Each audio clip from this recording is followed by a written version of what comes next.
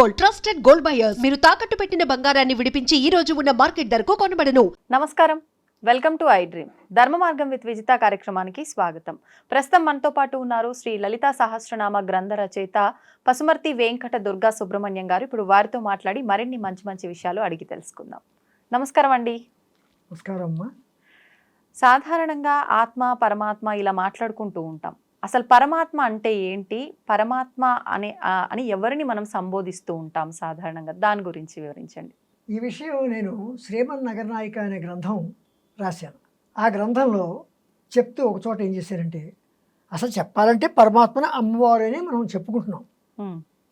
కానీ ఇక్కడ ఏంటంటే ముందు తెలియాలి కదా పరమాత్మ అంటే ఏమిటి, పరమాత్మ ఎవరు, ఈ విషయం తెలియాలి. అదొక టాపిక్కే ప్రత్యేకించి ఉంది శ్రీమన్ నగరనాయిక గ్రంథంలో. ఇది ఈ సృష్టి మొత్తం అంతా పాంచభౌతికమైనది. పాంచభౌతికం అంటే భూమి, నీరు, నిప్పు, గాలి, ఆకాశము, నీరు, ఇలాగ ఇవన్నీ మొత్తం ఇది పంచభూతాల కలయిక. ఈ పాంచభౌతికమైన సృష్టికి మూల కారణం వారు ఎవరు అంటే ఎవరు? బొమ్మడి పోతనామాచులు గారు ఏమన్నారు పరమాత్మ గురించి? ఎవ్వరిచే జనించు జగమెవ్వని లోపల నుండు, ఎవ్వరిచే జనించు జగము ఎవ్వరి లోపల నుండి లీనమై ఎవ్వరి అందుడిందు పరమేశ్వరుడెవడు, మూల కారణం ఎవడు, అనాది మధ్యలయుడెవడు, సర్వము తానైన వాడెవడు, వానినాత్మభవు ఈశ్వరునే శరణంబు విడదనావ. ఎవరి చేత ఈ జగం పుట్టింది అంటే సృష్టింపబడింది, ఎవరిలో లీనమవుతోంది, అటువంటి పరమేశ్వరుడు ఎవడు, మూల కారణమైన వాడు ఎవడు, అనాది మధ్య లయుడెవడు అంటే మొత్తం సృష్టి స్థితి లయం. అంటే సృష్టికి ముందు, సృష్టితోనూ, సృష్టి తర్వాతగా వీటన్నిటికీ ఎవరు, సర్వము తానైన వాడు ఎవడు, వాని ఆత్మభవు అంటే స్వయంభూడు. అటు స్వయం ఇక్కడ చెప్పాలంటే పరమాత్మ అని కూడా ఆయన చెప్పేస్తున్నారు. స్వయంభూడైన వాడే పరమాత్మ అని కూడా ఈయన చెప్తున్నారు. ఆత్మభవుడు అంటే ఇక్కడ స్వయంభూడు అని చెప్పుకోవచ్చు.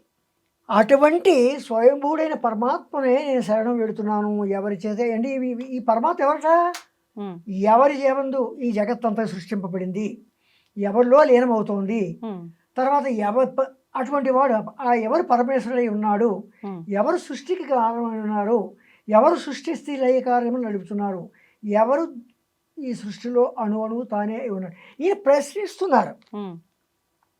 ఇవన్నీ కూడా ప్రశ్నలే. అంటే ఏంటి ఇక్కడ పరమాత్మ అంటే ఆత్మభవుడు, ఈ పరమాత్మ ఆత్మభవుడు అంటే స్వయంభూ. అటువంటి స్వయంభూడైన ఆత్మభవుడినే నేను వేడుకొనుచున్నాను అని గజేంద్రుడిచే చెప్పించారు. గజేంద్రుడు కొంచెం 2 నిమిషాలు చెప్తుంటాం, కానీ వేదవ్యాసుడు డైరెక్ట్గా చెప్పేశారు. ఈ ఇండైరెక్ట్గా అడిగాడు. అంటే ఏంటి, గజేంద్రుడు తెలియదు. గజేంద్రుడు ఎవరు, ఒక గజరాజు మాత్రమే. కానీ ఇదేంటంటే అక్కడే తేడా ఉంది. ఏమిటి, బొమ్మడి పోతనామాచుల వారు ఇంగ్లీష్ నుంచి తెలుగు ట్రాన్స్లేషన్ చేసేటప్పుడు ఏం చేస్తారంటే ఈజ్ రామ, ఇతడు రాముడు అయి ఉన్నాడు అని యాజ్ ఇట్ ఈస్ ట్రాన్స్లేషన్. ఇతడు రాముడు ఇదో రకమైన ట్రాన్స్లేషన్. ఆయన ఏం చేశారు, ఆయన ధోరణిలో, ఎందుకంటే సహజ కవి కదా, ఆయన ధోరణిలో అలా అడిగితే ఇక్కడ వేదవ్యాసుల వారు డైరెక్ట్గా అడిగేశారు, పరమాత్మ నీవే ఈ జగత్తు మూల కారణం, అందరి హృదయాల్లోనూ నీవే విరాజిల్లుచున్నావు, సమస్త జగత్తుకు నీవే ఏకైక ప్రభువు, నీ వలననే ఈ విశ్వము చైతన్యవంతమై విరాజిల్లుచున్నది, నిన్ను భక్తితో ధ్యానించుచున్నాను అని గజేంద్రుడు అన్నాడే డైరెక్ట్గా వేదవ్యాసుల వారు. అంటే డైరెక్ట్ అయినా ఇండైరెక్ట్ అయినా వీరి ఇద్దరూ కూడా పరమాత్మ గురించే. పరమాత్మ సింపుల్గా ఒకే మాటలో చెప్పాలంటే స్వయంభూడు, ఆత్మభవుడు, స్వయంభూడు. అయితే ఇక్కడ మనం ఏంటంటే అసలు గజరాజు గురించి ఒక చిన్న మాట తెలుసుకుంటాం. గజరాజు ఎవరు, ఏనుగులకు రాజు. ఆ రాజు తన భార్యలతోటి సరస్సులోనికి, ఏనుగులకు రాజు మంచి గర్వం, విపరీతమైన గర్వంతో ఉన్నాడు, పైగా అందగాడు. అంతకన్నా అందమైన భార్యలతోటి సరస్సులోకి స్నానానికి వచ్చాడు. స్నానానికి వచ్చి సరస్సులో దిగాడు. ఇంకా అక్కడి నుంచి అందులో ఉన్న మొసలి పట్టుకుంది.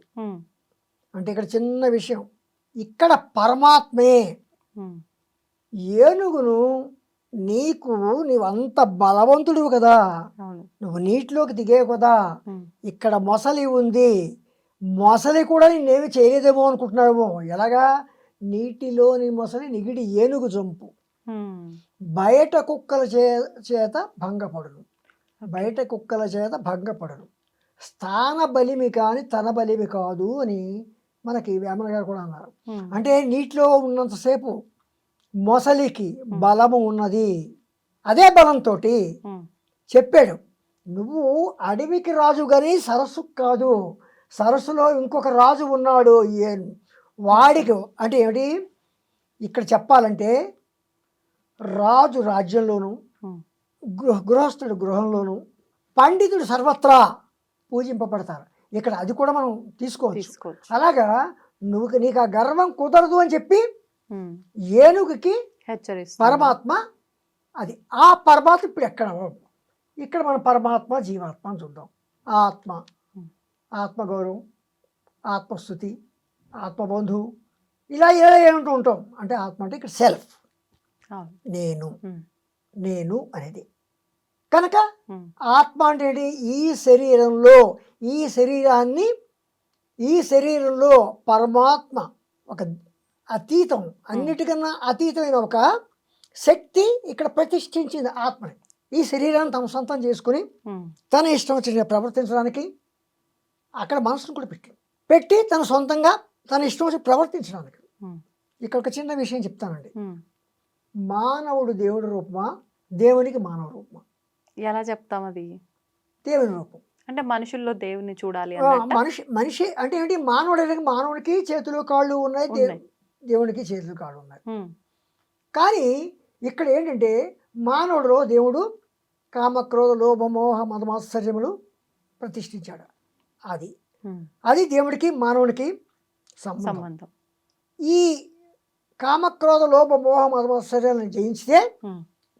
పరమాత్మంతుడు వాడు అవుతాడు. ఆ. ఇంకా ఒక మాట చెప్పాలంటే, ఆత్మకి మించినది పరము, మించినది అని. అటువంటిది ఆత్మ కన్నా ఆత్మను సృష్టించిందే పరమాత్మ. పరమాత్మ. ఈ సృష్టిని సృష్టించిందే పరమాత్మ.